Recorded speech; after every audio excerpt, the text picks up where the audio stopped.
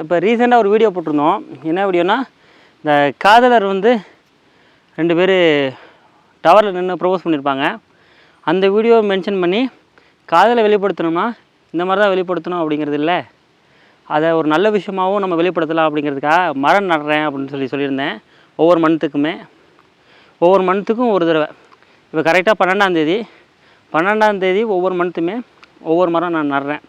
இதையே நீங்கள் வந்து ஒரு நல்ல விஷயமாக எடுத்துக்கிட்டு, இது எந்த ஒரு விஷயம் நீங்கள் வந்து பண்ணணும் அப்படின்னாலுமே, எதை பேஸ் பண்ணி, இப்போ காதலாக இருக்கலாம், ஒரு நட்பாக இருக்கலாம், ஒரு பாசமாக இருக்கலாம், ஏதோ ஒரு ரீசன் இருக்கலாம். ஒரு நல்ல விஷயத்தை பண்ணோம்னா நம்மளுக்கு நல்லது, சுற்றி இருக்கிற எல்லாருக்குமே வந்து நல்லது. அதனால் நான் வந்து மரத்தை நடுறேன். இது என்னுடைய காதல் வெளிப்பாடாக வந்து நான் அதை பண்ணுறேன்.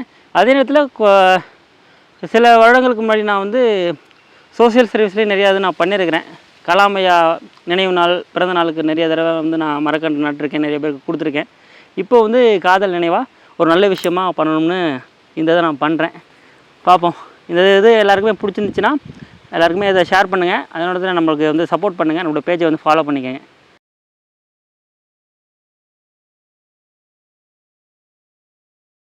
சரியா? நீங்கள் என்ன நல்ல விஷயம் பண்ண போகிறீங்கிறத கமெண்டில் சொல்லுங்கள்.